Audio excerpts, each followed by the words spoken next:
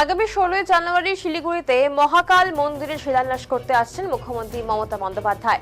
আর মুখ্যমন্ত্রী আগমনের খবর মিলতেই যেন হঠাৎ ঘুম ভাঙল প্রশাসনের। রাতারাতি শুরু হয়ে গেল রাস্তা মেরামতের তোড়জোড়। কারণ একটাই, মুখ্যমন্ত্রী আসবেন অথচ ভাঙা রাস্তা থাকবে। তা কি আর হতে পারে?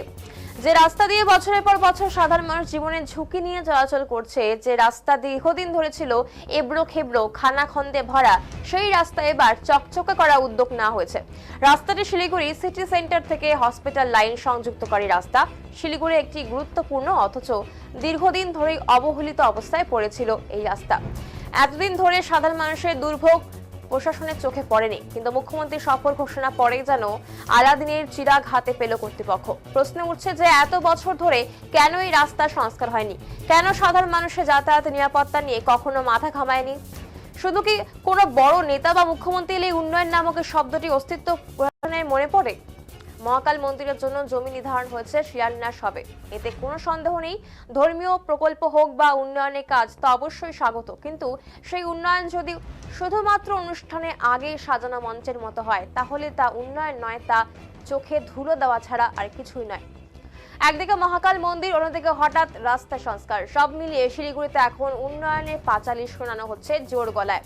কিন্তু সাধারণ মানুষের প্রশ্ন থেকেই যায় যে এই উন্নয়ন কি শুধুই বিশেষ দিনের জন্য, নাকি মুখ্যমন্ত্রী চলে যাওয়ার পর আবার সবকিছু আগের মতোই ধুলোর স্তূপে ঢাকা পড়বে?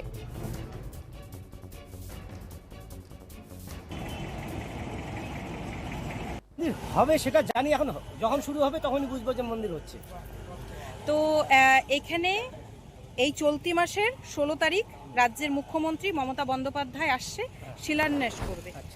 সে বিষয়ে আপনি কি বলবেন? মানে পুরো জায়গাটা এখন পরিষ্কার পরিচ্ছন্ন দেখা যাচ্ছে।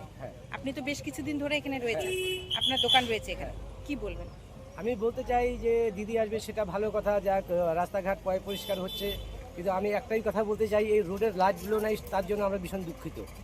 এই স্ট্রিট লাইনগুলো যে রয়েছে সেগুলো নেই? সেগুলো নেই। আচ্ছা, আগে ছিল, এখন নেই। আচ্ছা, কত বছর ধরে নেই? কত বছর মানে মোটামুটি ধরো মাস 7 হয় নেই। কত দিন ধরে লাইট নেই? 1.5 বছর থেকে লাইট নেই, 1.5 থেকে 2 বছর হলো। 1.5 থেকে 2 বছর। হ্যাঁ। তো এখন এই যে এত সুন্দর ঝা চকচকে উঠছে, জায়গাটা খুব সুন্দরভাবে সাজানো হচ্ছে, হ্যাঁ। লাইটের ব্যবস্থা করা হয়েছে কি? এখন লাইটের ব্যবস্থা করেছি কি করে না সেটা আমি তো বলতে পারবো না এখন। গতকাল সন্ধ্যায় লাইট জ্বলেছিল? না, এখনো জ্বলে।